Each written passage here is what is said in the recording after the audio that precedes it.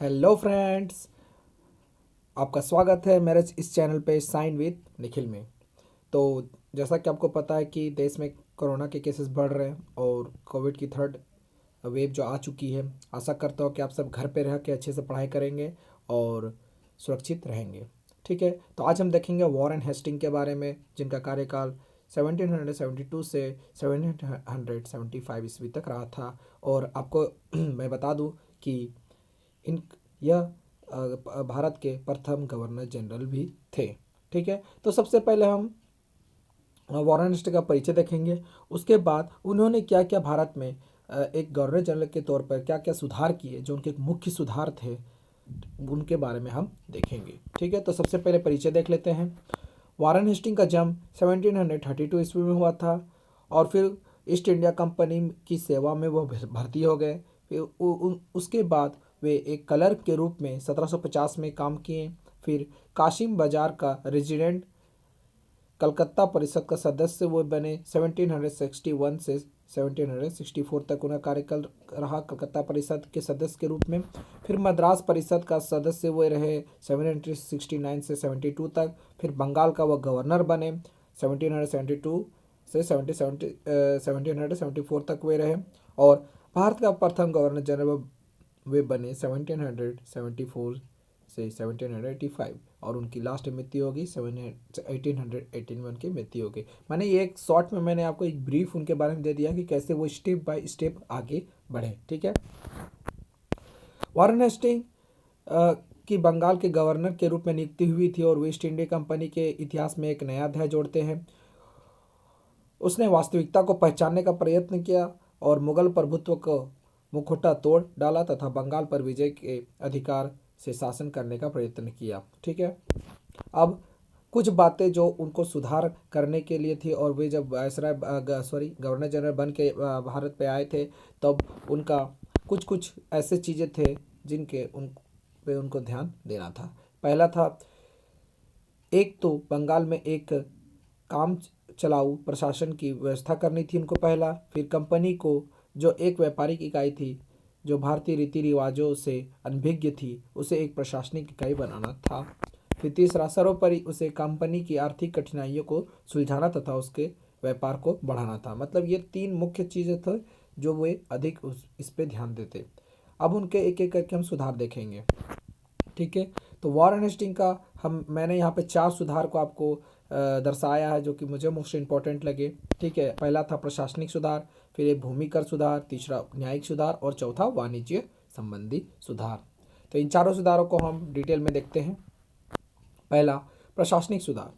तो प्रशासन में उन्होंने क्या क्या सुधार किया उसके बारे में हम देखेंगे। 1772 में कोर्ट ऑफ डायरेक्टर्स ने दोहरी प्रणाली को समाप्त करने का निर्णय किया तथा कलकत्ता परिषद तथा उसके प्रधान को आज्ञा दी कि वे स्वयं दीवान बने और बंगाल, बिहार तथा उड़ीसा के प्रधान को अपने हाथ में ले ले।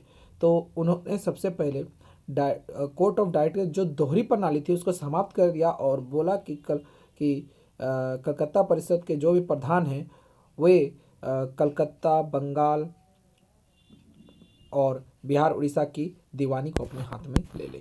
ठीक है, परिषद तथा प्रधान मिलकर अब राजस्व बोर्ड जिसे बोर्ड ऑफ रेवेन्यू कहा जाता है, बन गए तथा बोर्ड ने अपने कर संग्रह नियुक्त कर दिए जिनका कार्य कर व्यवस्था करना था। और कोष मुर्शिदाबाद से कलकत्ता लाया गया और कोष जो भी था टैक्सेस था उस कहाँ पे लाया गया, मुर्शिदाबाद में ले आया गया। नवाब को कर लेने का अधिकार बंद कर दिया गया, जो कि पहले नवाब लेते थे उनको वो अधिकार छीन लिया गया।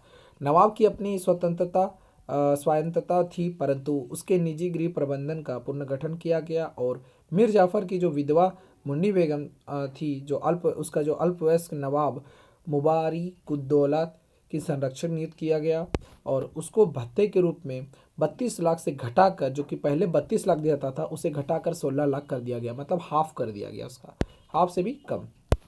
ठीक है, हाफ ही कर दिया गया।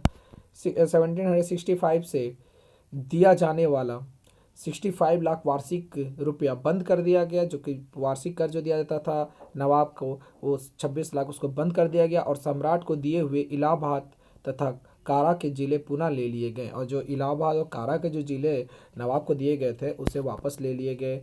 और 50 लाख में अवध के नवाब को बेच दिया गया। मतलब आप देख सकते हैं कि कैसे प्रशासनिक में वे जो पहले के नवाबों को जो कि कंपनी को टैक्स देना पड़ता था उस वे छीन रहे थे या फिर हाफ कर दे रहे थे, और जो भी राज्य वो दिए हुए थे नवाबों को जिले, उनको लेकर दूसरों को बेच दिया जा रहा था। मतलब ये सब उलटफेर होने चालू हो गया था।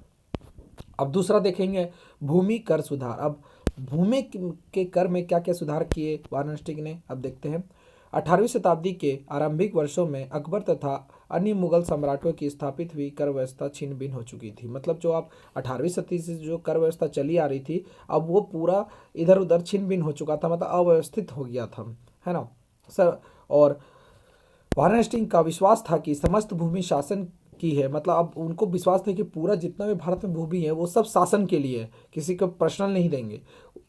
उसने समस्त अनिश्चित संयुक्त तथा पुश्तैनी अधिकारों को अवहेलना की। मतलब जिसका पुश्तैनी अधिकार था, जिसका बपोती चीज़ था, उस पर अवहेलना कर दिया। मतलब उसको मानने ही नहीं लगा कि अब तुम्हारा है कि नहीं है, हम नहीं उसको देखेंगे, अब जो भी है कंपनी का है।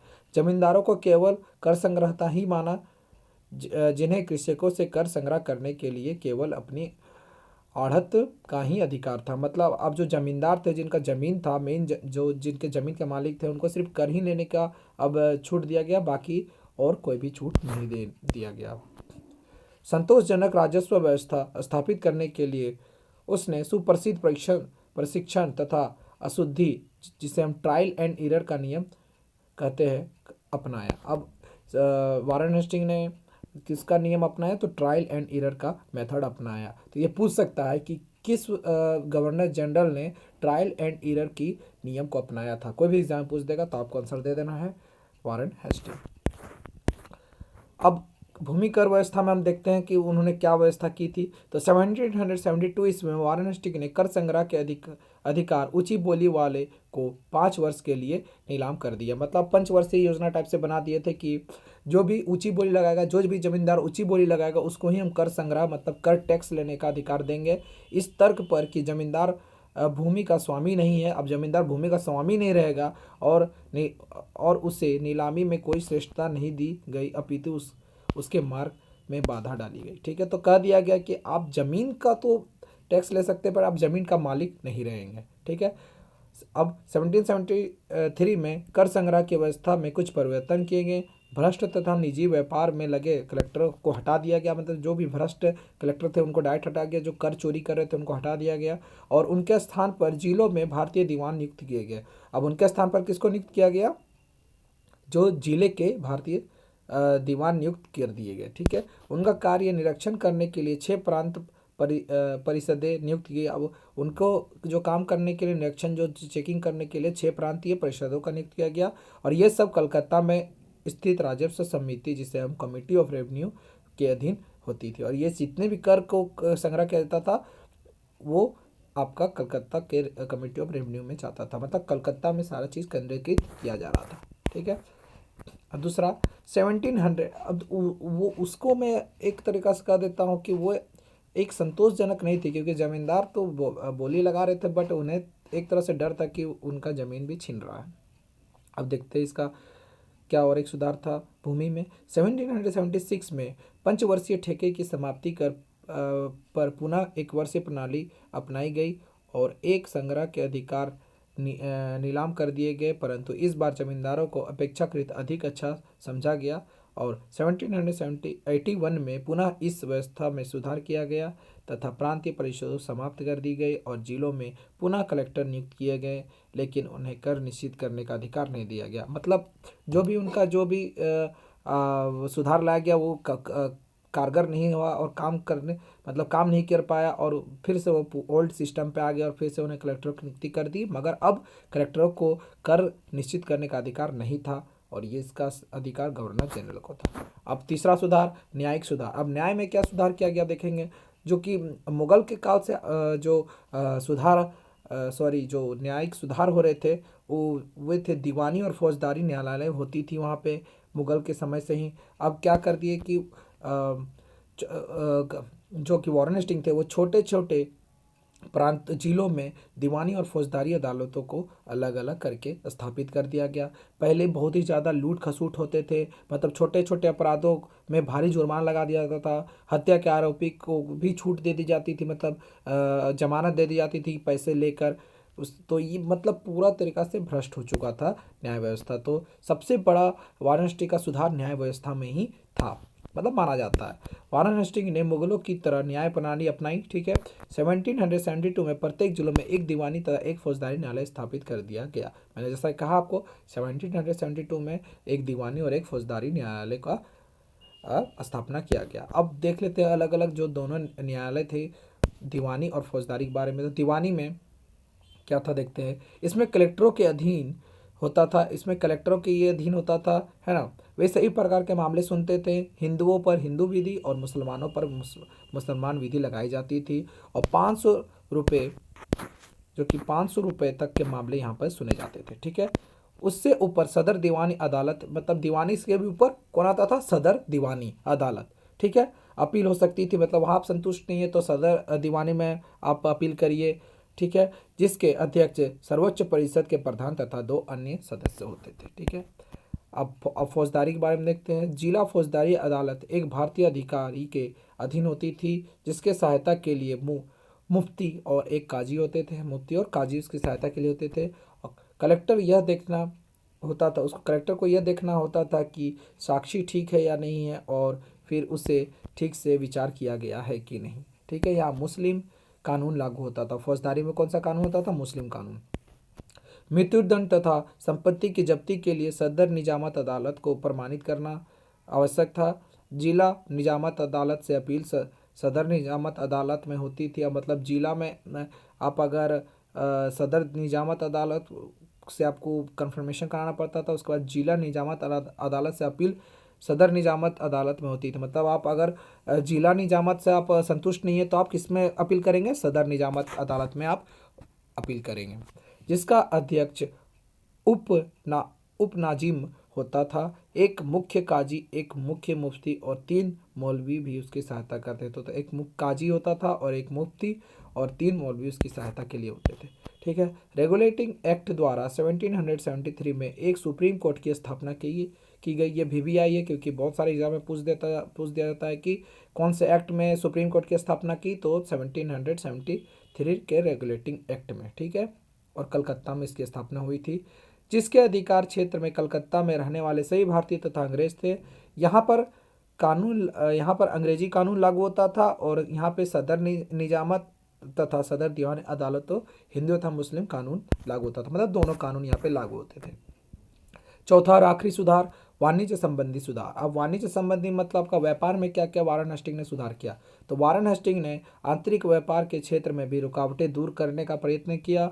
जमींदारों के क्षेत्रों में स्थित शुल्क गिरी बंद कर दिए। अब केवल 5 शुल्क गिरी थे, वे थे कलकत्ता, हुगली, मुर्शिदाबाद, ढाका तथा पटना में, ठीक है। शुल्क 2.5% रह गया, जिसे सबको को देना पड़ता था, ठीक है।